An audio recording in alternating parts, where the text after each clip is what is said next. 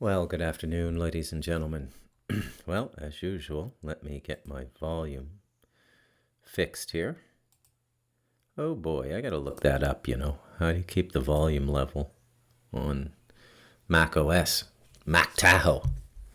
I'm Bruce McDonald, and this is the Talamanca Review. And it's 1:48 p.m. on Friday, the 14th of November. And I'm going to start today by just going over a few comments on Substack and on YouTube. And it's not going to be a comment show.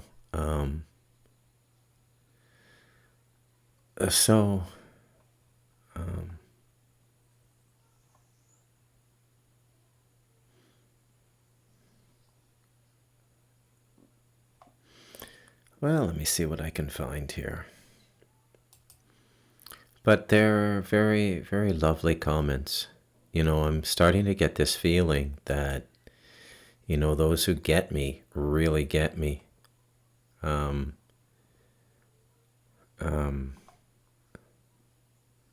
here's one. The YouTube handle is "We Are What You Created." And the comment comes on YouTube. I just discovered this channel last week, and it has been a wild ride. This YouTube channel has changed my life. I don't know if it sounds cliche or goofy. You are on the money with these lectures. Thank you so much for doing these videos. My eyes are opening to the way our reality works. Looking forward to hearing more. P.S. Can you direct me to any meditative practices? I would like to start working on my spirituality through that method. And I just gave them, 15 minutes to start morning and night. But that's sort of indicative of what I get these days. And, I got to say it's just very, very pleasing and, very, very gratifying, I guess you'd say. And I guess that's why I do this, is to connect with people. All my life I've been very good at what I do, but my ability to connect with a large audience has just never happened. I don't know what it is. I don't want to say I'm cursed or anything. It's not in the cards for me. But, I remember my first book, God as an Economist. I got 5-star reviews from Vancouver to Halifax, every major daily newspaper. The general comments were, this does not seem like a first novel. This is a powerhouse book, and so on and so forth. Sold maybe 1,500 copies of the book in 2007, 2008, like nothing.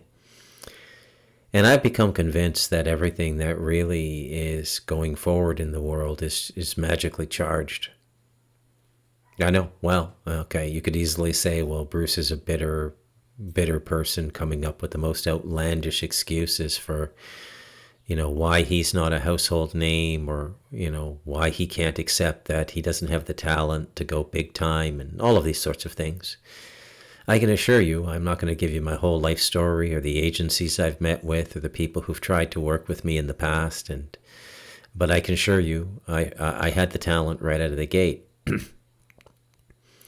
But I just wasn't willing to write product. The writing had to come from me, and it had to be sort of sealed with the spirit I work with, and sealed by the spiritual intent that I work with. And that's not the way the world works. The world works by studying external phenomenon, gathering information and data, creating algorithms to analyze what formula is going to sell the most, whether it's a TV show, a book, or a movie. And you follow that formula and you do what you're told. It's basically the wrestling scenario in Barton Fink, where Barton Fink, a New York playwright, goes to Hollywood on a big money contract to be a film writer, and they just completely destroy his spirit. And the first project he's given is a wrestling script, you know, because that was what was big at the time. I think that the movie takes place sometime around, I think, the 1940s, maybe the early 1950s, but just after World War II. It's a period piece, and it's brilliantly done. And that's the world we live in. Now, I believe that the only way to get out of this is to cultivate a life where you can continue to work and do what you love and have it received by people who appreciate it, but it's always going to be at a level that you can't make a living on. Meaning that your art or your talent and the expression of that talent in writing or podcasting or what have you is basically going to be done for free, and it's going to be done as an act of service, which is fine because the spiritual economy is real. And the spiritual economy is where you do things with no expectation of material reward, and you do them because they need to be done, and they come from the deepest part of yourself, and there's just no way you're going to change. But people like me are becoming more and more rare. There were more of me per 100,000 in my generation, Generation X, than there are now. And part of the reason for that is there was more to nurture me when I was young. There was more for me to spiritually connect with. Now, all that stuff, all the really good stuff is still out there. You know, you can go and read Dostoevsky, The Idiot, Brothers Karamazov, Crime and Punishment.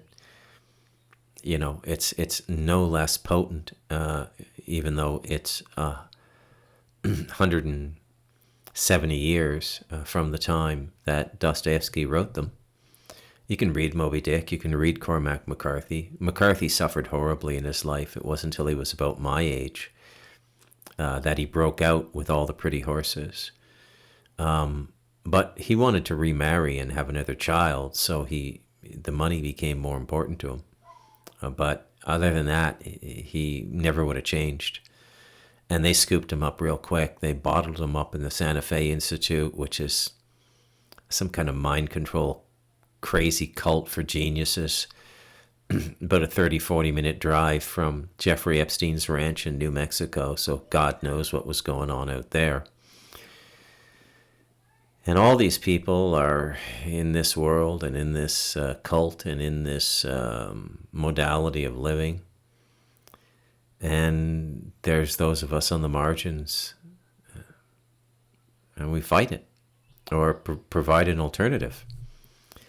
And I'm saying all these things not to pat myself on the back or to massage my ego or to make myself feel better. I'm saying these things because a lot of people, like the comment I read, they stumble across the podcast and it resonates with them. And there's a reason it resonates with them. And they can't believe it. They can't believe something this clear, this concise, this all-encompassing about what's going on in the world is just casually being given to a Substack subscriber base of about 400 and a YouTube subscriber base of about 400 people. You also have to do a lot of homework to understand the Talamanca Review and the things I say. You have to go through all the pseudo-spiritual stuff, all of the satanic religion and Luciferian religion masquerading as New Age wisdom and power. You have to be able to move through the UFO deception. You have to get through everything, all the bullshit that's out there. And then at the end of all of that, you find yourself at the Talamanca Review and you say, oh my God, how did this guy figure this out? And my response to you is the same question. How did you figure it out? If you're understanding what I'm saying, You've also figured it out. How did you figure it out? And it has to do with our consciousness. It has to do with the fact that we're part of a relatively small percentage of the human population, somewhere around 15% according to intelligence statistics. And yes, they've measured these things. And they have realized that there's about 15% of the population that can't be programmed or mind controlled. And they don't know why. They have a few theories. It could be extraterrestrial genetics, ancient bloodlines that came down to the planet, and we are the millennial offspring, but still carry that genetic signature that doesn't allow us to be programmed, and a kind of innate ability to just see through bullshit, which I've had since I was 4 years old, you know. For those of you who've read The Devil in Us, and I recommend you do, Devil in Us, A Memoir of You and Me on Amazon, Bruce McDonald. You'll see, like, by the time I was 4 years old, I could see through my parents' bullshit. And I knew at 4 years old, I knew my parents were full of shit. Okay? And this has just always been with me. And I don't mean to be hard on people. I didn't mean to be hard on my parents, but this adherence to truth is more important and stands above everything else. And so I honor it. All right, with that intro out of the way, and I thank you for your comments, and all of you who comment, and all of the regular listeners who connect with this podcast, I thank you. You give me meaning. The podcast may give your life some meaning and some context and some wording that you might not have been able to come up with yourself, and you're grateful because articulation is important. Wrapping language around things is important. You don't fully know something until you can speak about it, articulate it. And I'm helping you with that, and it makes me feel very good. And you make me feel very good with your comments and how this material emotionally impacts you. It's very, very heartening for me, okay? So it's a symbiotic relationship, We make each other feel good in a deeper sense than pleasure about our core identities. All right, so there's my intro to today's podcast. And today what I wanted to talk about is today, 2025, what they're trying to do, who's trying to do it, and what their goal is, and perhaps if I get around to it, or if I can get around to it, what the consequences are for us if they succeed. Okay, so let's start with this phenomenon that's come about now. I have to help myself here. Hang on a sec. Oh, there we go.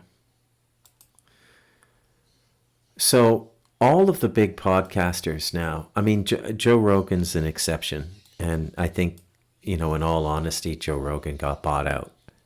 Okay? I'm not saying he has no integrity. He has integrity. But he's spent so much time hanging around these pseudo know-it-alls like the Weinstein brothers and all of these big PhD people he gets on his podcast, that he's not as willing as he was in the past to go into the really weird stuff. And the weird stuff is where all the truth is, because this reality uncovered is weirder than anybody can imagine, and not at all what we think it is. Okay, so let's start with the Danny Jones podcast, okay? And I'm looking at it now. And his average podcast length is 3 hours, 3.5 hours. Well, 2 hours, and let's say 3 hours, because some go a bit longer. I'm just going to go through this and read the short paragraph description, okay? Now, Danny has, I'm not sure, they don't tell you how many subscribers there are, on YouTube. Sorry, on Spotify, which is where I'm at, because it's just easier to see all the interviews in chronological order, and to read out their description. But I know that on YouTube he's got, I think, like 1.4 million subscribers. Let me just check here. All right, so we're dealing with, this is like the A tier. Joe Rogan is A plus. Joe Rogan's up around 20 million subscribers now. He's like in a class by himself. He's probably the most watched podcast in the world. Danny Jones, Concrete Podcast.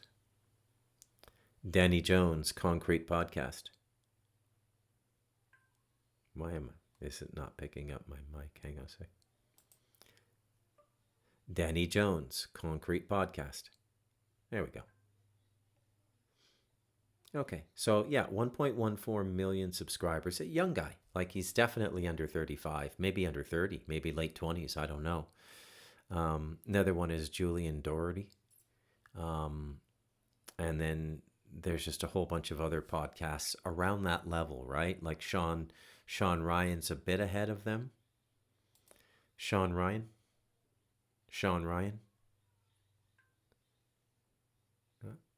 There we go. Yeah, the Sean Ryan Show on, holy cow, 5.21 million subscribers on, this is the ex-Navy SEAL too, okay? Ex-Navy SEAL, ex-CIA contractor. And, I'll keep this open as well, and we'll go through a few of his headings as well, but so here's Danny Jones, okay? And here's his latest podcast, number 348, and his guest is Matt Lacroix. And watch it. And the tagline for the podcast is "World's oldest text suggests humans aren't from Earth." So, UFOs, right? Podcast 347. The ancient Greek technique to gain superhuman memory. The guest is Nelson Dellis.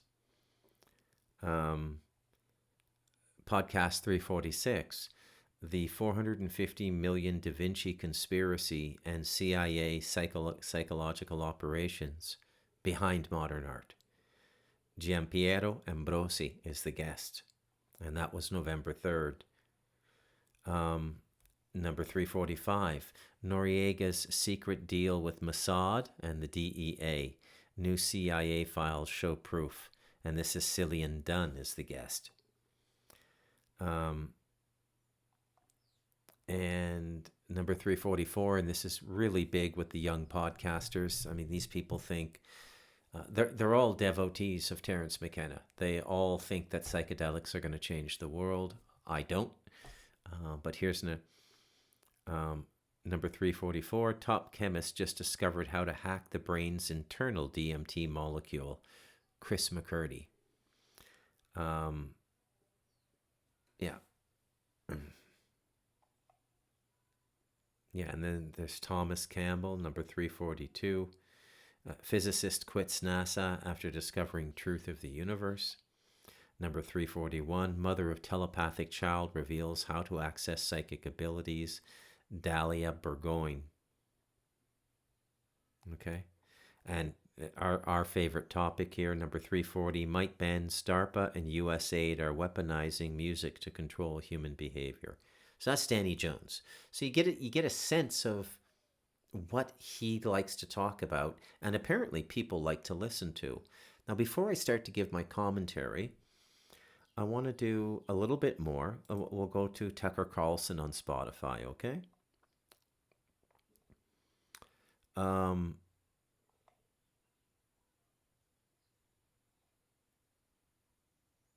Okay, so Tucker, I'm going to skip over the first two because it's just him monologuing. It's not a guest with a podcast. But here's his third last podcast. U.S. government admits chemtrails are real. It's worse than you think. And the guest is Dane Wigington. And then the one before that is the global war on Christianity just got a whole lot worse. And Ted Cruz doesn't care. And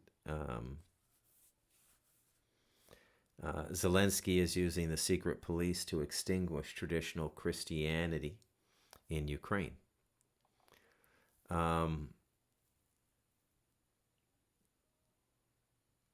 Okay, so there's you all know what's going on with Tucker Carlson, right? Now here's Sean Ryan. His latest episode, which was from Thursday last, or yesterday actually, I believe,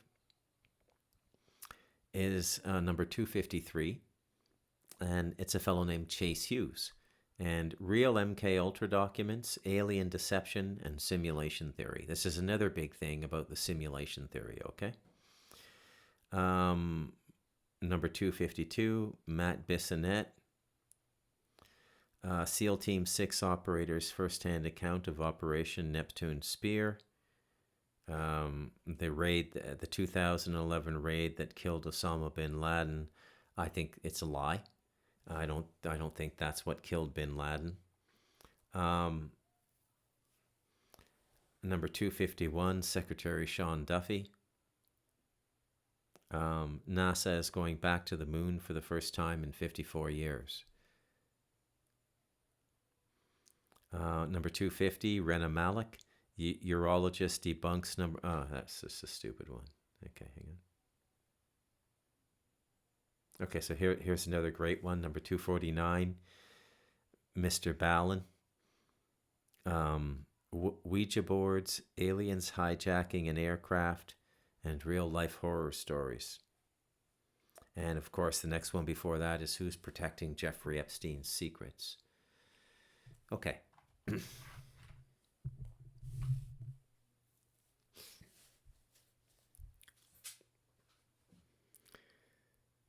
So the first thing you notice is the things that are most popular now, I've already written about in more detail than any podcast could cover. Okay? Everybody's interested in these ex-Special Forces guys, especially if they did a stint as a CIA contractor after their service in the Special Forces.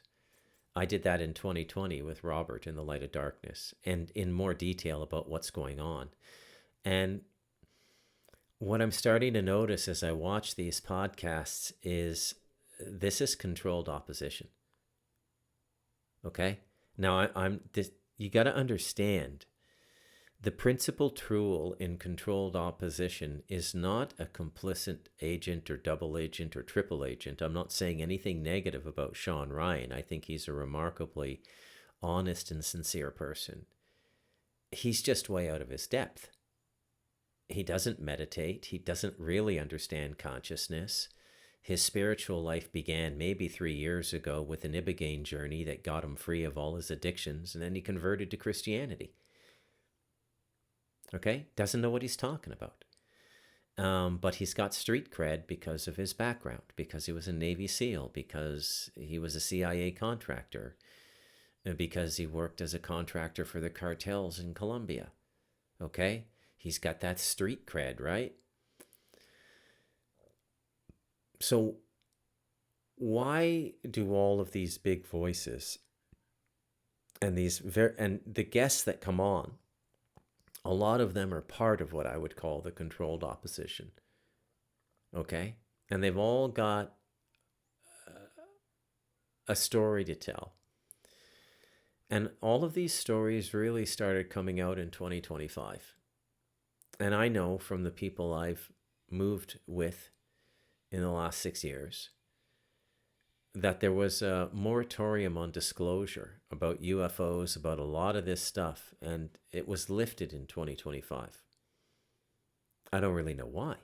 I have my suspicions. I'll give them to you.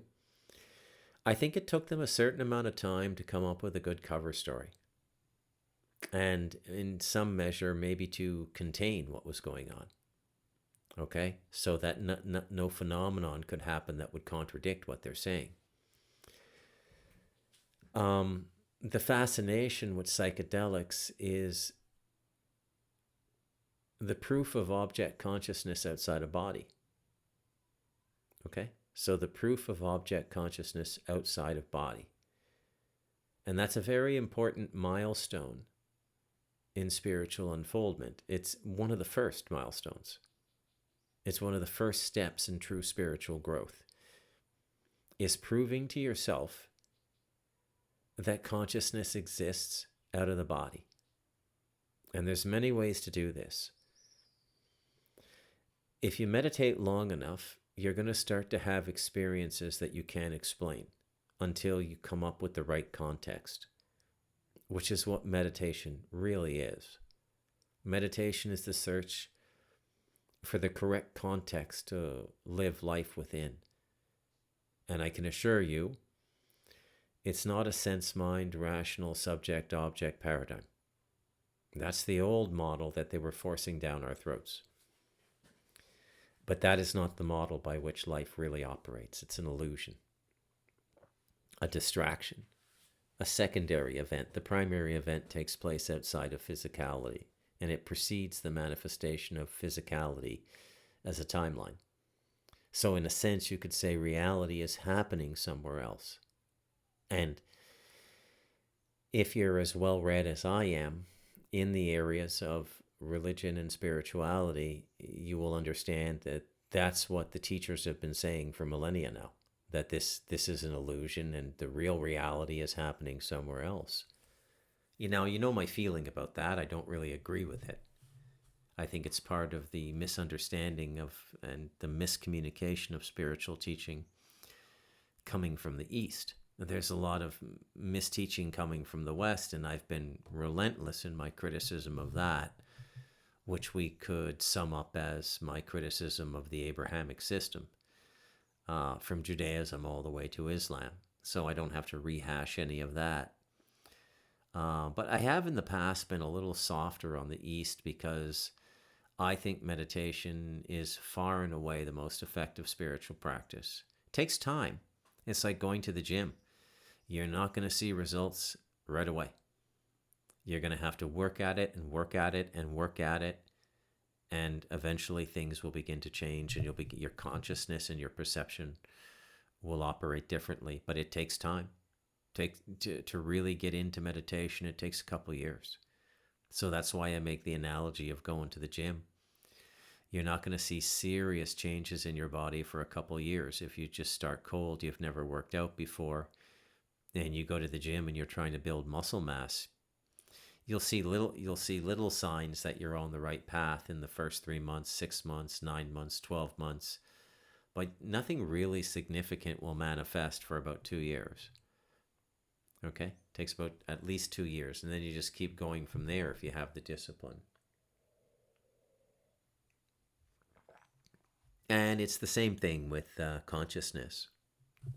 It's going to take a few years. So why are they doing this now?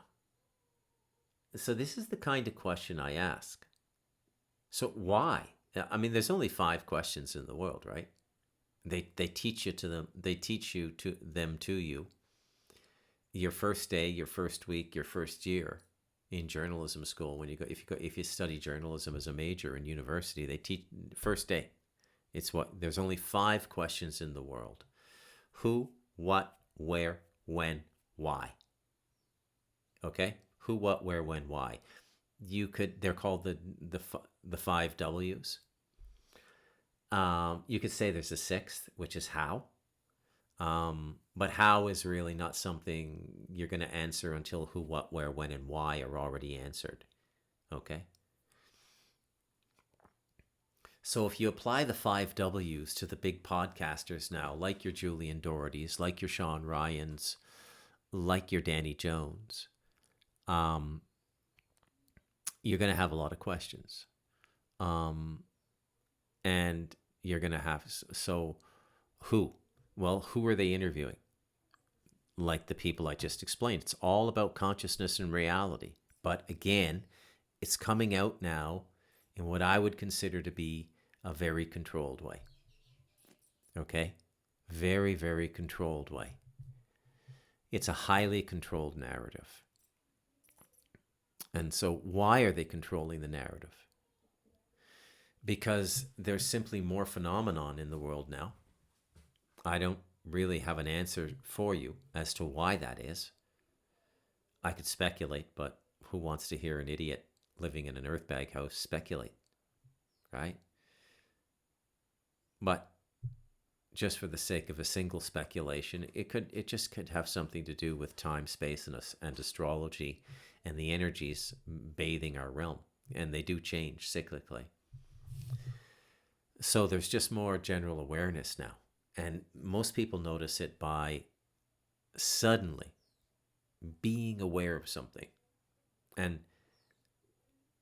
for the life of them, not understanding why they never became aware of these things in the past. Because the moment they become aware of them, they're self-evident.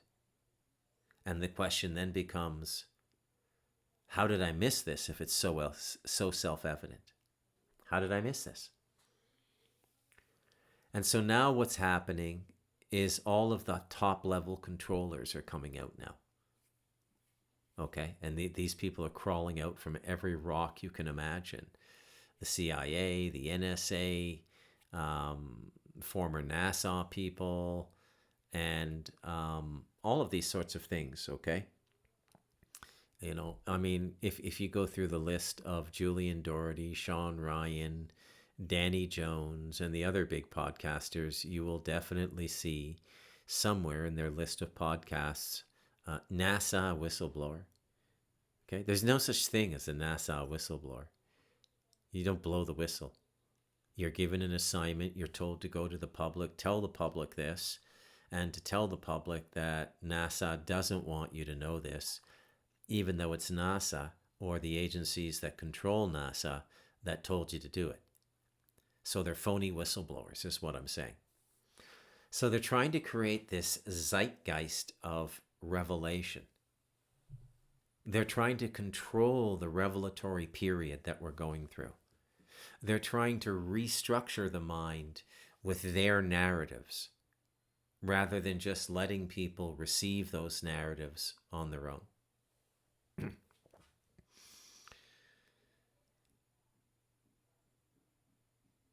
Now, there's another whole school of podcasts that are getting fairly big as well. And these podcasts I would put under the umbrella of Christian intellectuals, which is kind of an oxymoron when you think about it, but nonetheless, they exist. And in the world of the Christian intellectual, it's all about proving Scripture out. Okay? Now, you know how I feel about Scripture, and specifically the book of Revelation. Okay? It's a plan, not a prophecy. It's the most manipulated book in the Bible. And the versions that you're reading now can be as new as 150 years old. They're not part of the original document. Okay?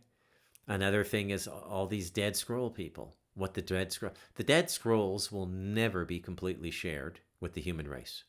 It is off limits. It's like the Ark of the Covenant in Indiana Jones.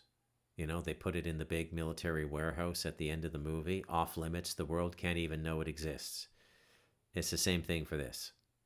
Okay, the Dead Sea Scrolls will never be released. And the truth is that the Abrahamic scriptures are, by and large, the original control system.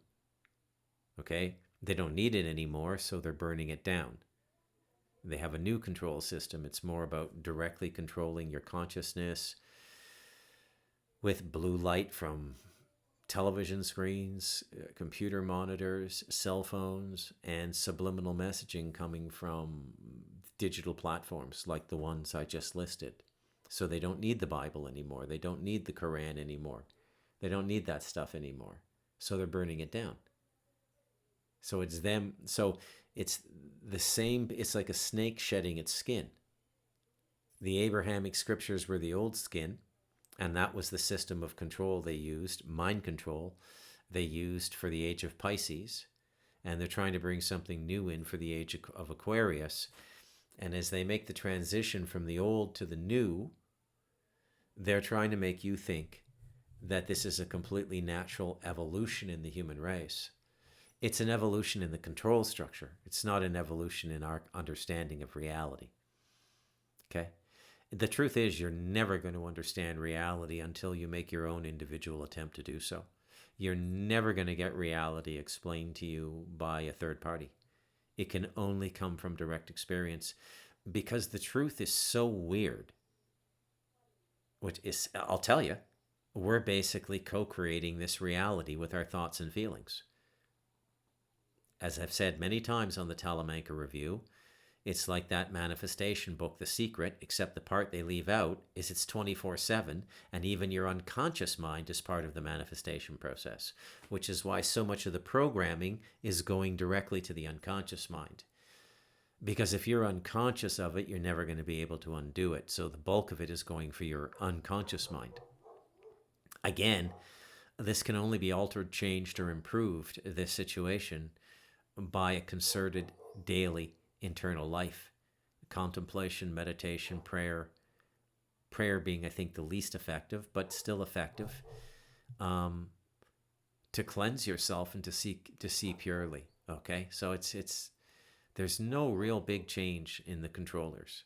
The same people that ran the Vatican, the Sanhedrin, and the Islamic caliphates, these same people are now all moving us into the digital AI control system, the cryptocurrency control system,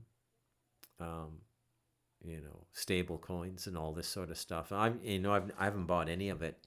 And it's not that I don't believe I wouldn't make money. I would consider that to be really dirty, bad karma money, and I don't want it. What some people might call blood money or blood diamonds. I don't want it. I don't want it. There's many times in my life I've been able to make money because I'm smart enough to see which way the wind is blowing and which way the controllers are moving. I don't capitalize on it because it's dirty. And the moment you do it, you're behaving like them. And the moment you behave like someone, you become like them. And this is the principle of active character as an aspect of your spiritual person. Meaning your actions and your behavior. It's not just the meditation. It's not just contemplation that produces spiritual consciousness. It's consistent daily living within a certain honesty and framework, which puts the whole ahead of you as an individual. Okay? So this is what they're going to try and do. I'll tell you, because I know. How do I know? I don't know. I just know. And that's kind of the way it works. You just kind of know at a certain point, and it doesn't really even become that important how you know. You just know. Okay? So the reason they're going at the UFOs and all of this stuff is they're going to try to convince people that the coming Superman, the coming Nietzschean Übermensch, is a fully psychically awakened individual. Okay? And that all of these powers are yours. Okay? All of these powers are yours. And that they've been held back from you, don't you know? They've been held back. But they're yours to claim now. You should know the future so you can have a better life. You should be able to remote view. You should be able to do all of these things because it's a part of every human being. And the truth is, it's true. All of those things are a part of every human being, but it doesn't mean you should live that way.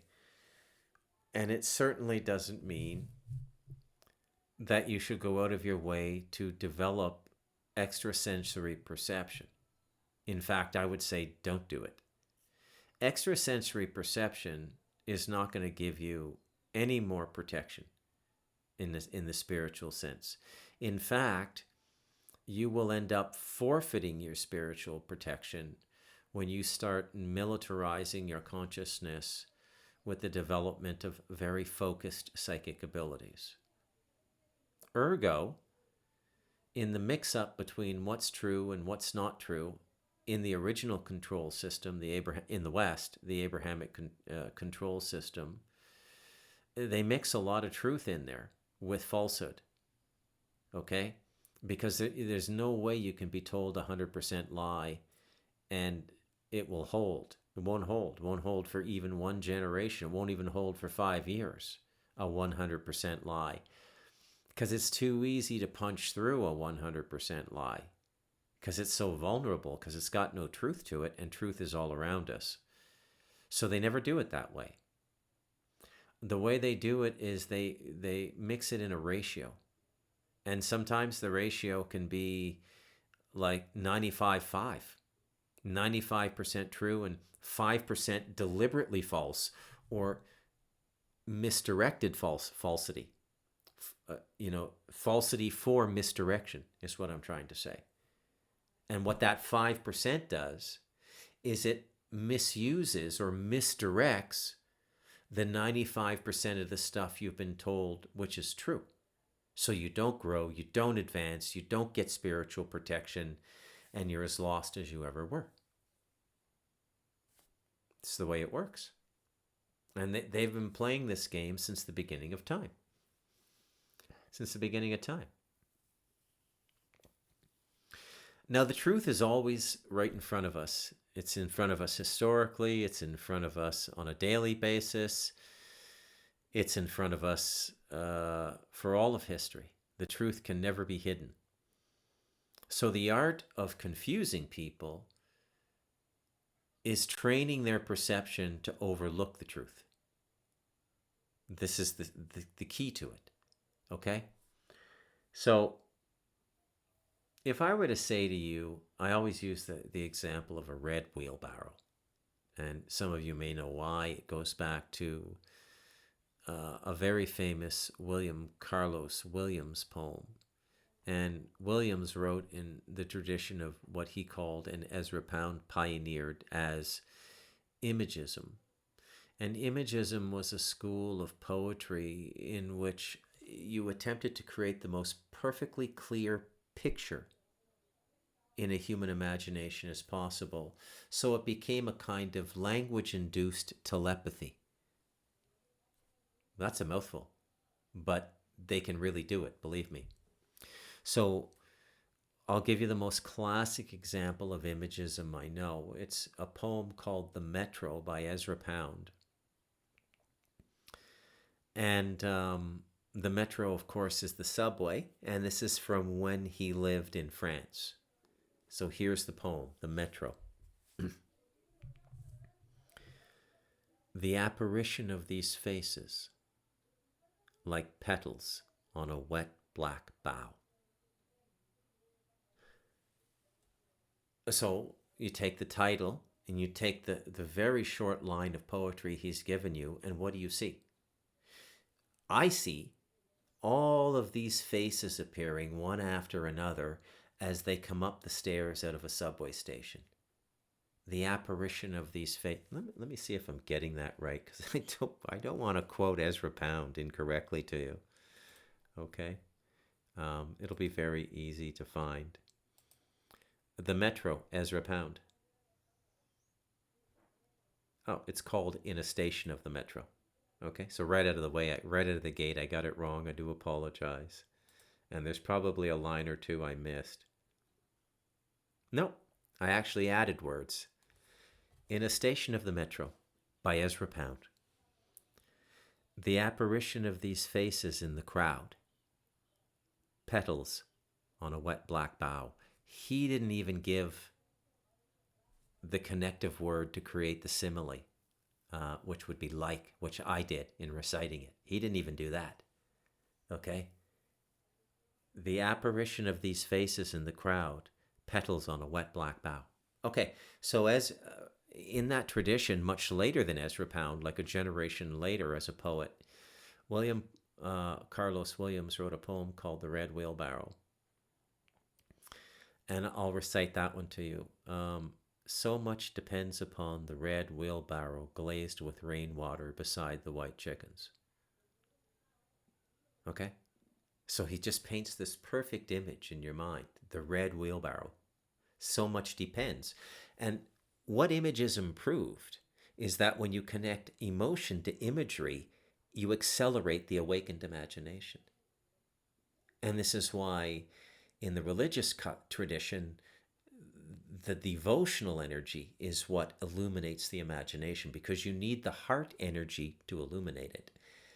And now we arrive at the whole point of today's podcast. What they're really trying to do. They're trying to separate the human being from the heart. And all consciousness attained beyond the heart is not a high level in consciousness. Okay, it's not a high level of consciousness. It's basically the astral, the sensual body, and how you feel, how you deeply feel. Okay, usually connected to your heart center and your solar plexus. But here's the thing.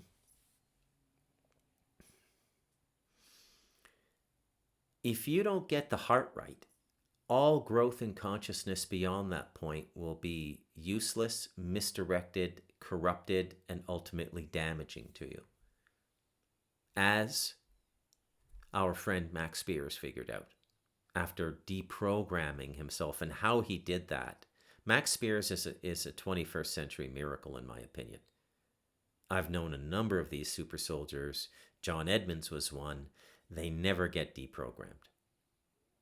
Ever. John Edmonds did not die deprogrammed from the training he went through in the late 50s and early 60s. He was Gen 1 in the super soldier program. Okay? John Edmonds' whole family were New York Harvard lawyers. And then there was him pretending to be this Hells Angel hillbilly on a ranch in Arizona. That's not who he was at all. Okay? And that's the way they roll in these programs. And so the first and most important thing in any spiritual practice is the heart. You got to get the heart right. Okay? Because if you go through that heart path, if you try to jump over the heart, and a lot of the secret society, the Kabbalists do, they jump right over the heart. Their consciousness is beyond the heart center, beyond the astral, but it's completely corrupted. It's completely Luciferian, and it's completely satanic, because they have not incorporated the heart. They have not purified the heart.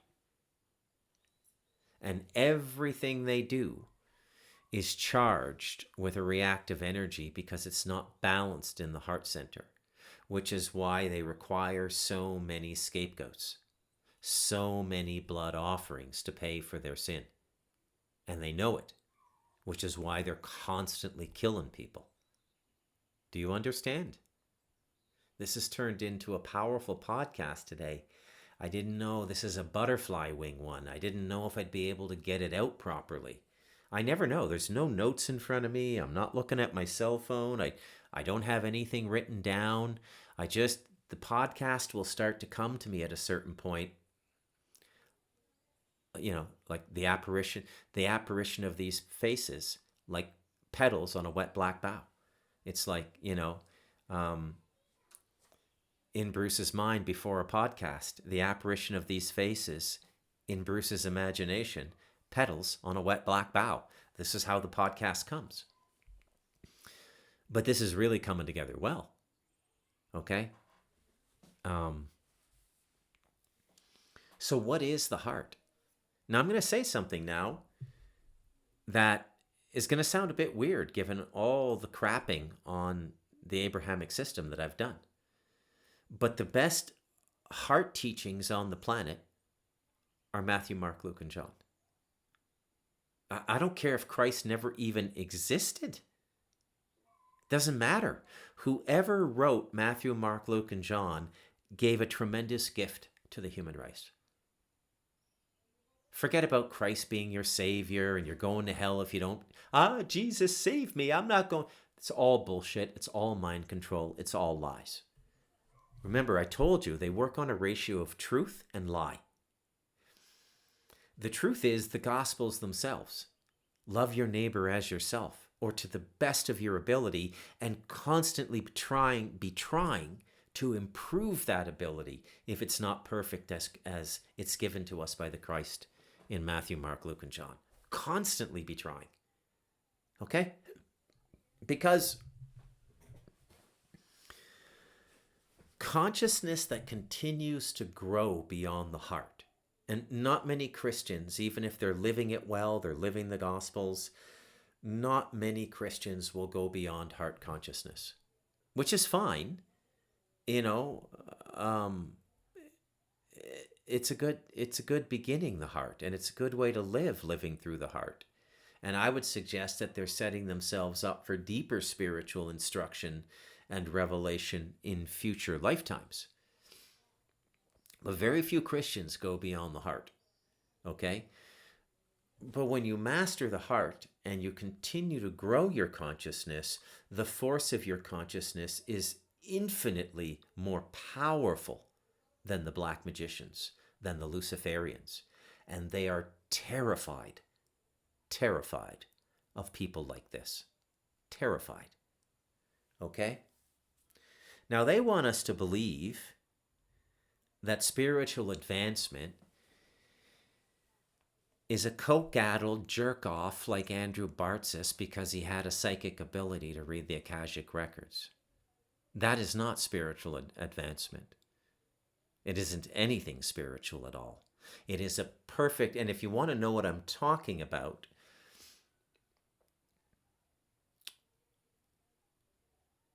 go and read the 2 articles in my written Substack. They're long. They're about 7,500 words each, but they were researched and interviewed.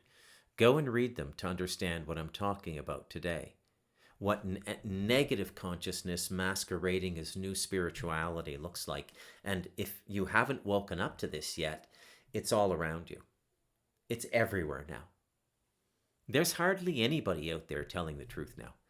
We're in an age of incredible deception and incredible peril. And for a spiritual seeker to be successful in the early 21st century, they would have to have everything sort of predestined in their incarnation. Otherwise, they're going to crash and burn because there's just so much deception out there. And a lot of the deception you have to cycle through. Okay? And that's the building of wisdom. You know, if I sound wise to you, remember, I'm just shy of 60 years old, even though I don't look it and I don't act it. I am just shy of 60 years old, and I've been seriously at this consciousness advancement understanding of our creator game since I was 17, turning 18. Okay? Seriously at it. Like, you know, serious practice for over 40 years. So, I've gone through a lot of the deceptions. And part of me going through those things is to wrap language around them and explain them to you. And now a lot of these people that you're getting trying to tell us how reality works, these people on Gaia, David Wilcock and all of these people and the New Agers and all of these people with these so-called enhanced abilities and powers, they're the negative template. That's what the Luciferians want you to think spirituality is.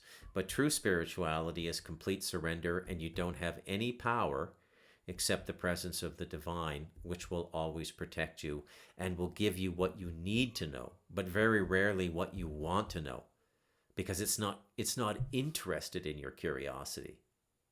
Okay? And so in a sense, the Christians are right in that if you don't have Christ, you're not saved. But my interpretation of it has nothing to do with heaven or hell. Actually, I should say hell when I'm moving my left hand and heaven when I'm moving my right hand. Hell or heaven. But about getting the heart right so future growth of consciousness is correct. Okay? And then what happens is you're able to bring tremendous energy in through your consciousness in your body. And then the God energy goes out and transforms the lives of people around you. It's not you. It's not you inviting them to your house and doing a reading for them.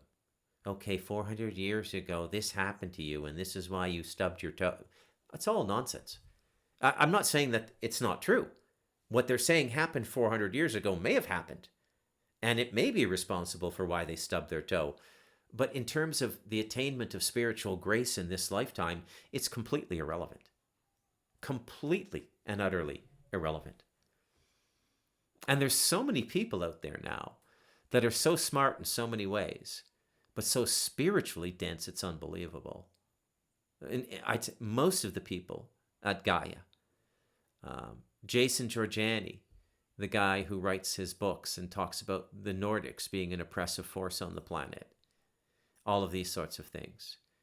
I mean, mental giant, spiritual dwarf. He just does not understand. And the knowledge of God is hidden from the impure. And they try to obfuscate this by demonstrating psychic ability to suggest to people that they have God force in their life, and it's a lie. It's a Luciferian deception is what it is. And it's everywhere now. It is the biggest calamity, the biggest chaos, the biggest clusterfuck on the planet now. Okay? And for those of you who truly understand what it is I'm saying on the Talamanca Review, it's partly relieving and partly terrifying. Okay? What's going to happen, and it's happening already, the people who know are just going out and intuitively doing what they need to do, which is something, not exactly, but something similar to what I've done here in southern Costa Rica, where you go out, you build a house, you live a different way, you get outside of the Babylonian money machine, and you start to grow better. And if you're doing spiritual practice, you grow away. I've grown more here on this mountain than I did in the 30 years I was doing spiritual practice before I came here. The last 10 years on this mountain in my earthbag house have yielded more results in my consciousness growth than the previous 30 years in Canada and the United States and Taiwan. That's how powerful taking control of your own life is. That's how powerful. Hang on a sec. I think my wife's got some coffee for me there. Yeah, I'm getting some fresh coffee brought. I love being married in this society. So, I think I'll title this podcast The Luciferian Deception. You want to do me a favor and do yourself a favor? Focus on your heart for a while. Okay, don't try and think your way out of what's happening in 2025, what's happening in the world. Try to feel your way through. Okay, I'm Bruce McDonald, and this has been the Talamanca Review.